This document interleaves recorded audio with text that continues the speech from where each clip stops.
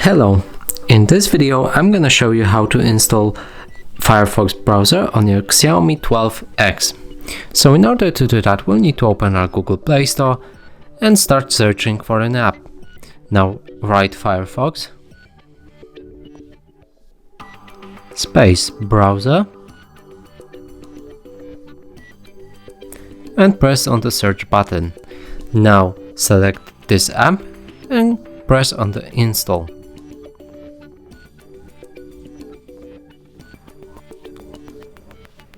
When it's done, we can click on the open, and from here we can start customizing our Firefox browser.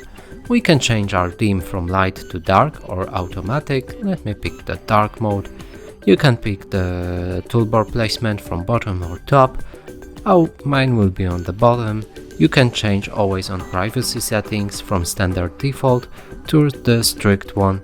You can sign up to sync your other Firefox browsers on other devices, and you should read your privacy policy and notice. After everything's done, we're gonna press on the start browsing, and from here we can go to any website, as the browser should work properly. And that's it for this video. Hope you like it. Please consider subscribing to our channel, leave a like and a comment below.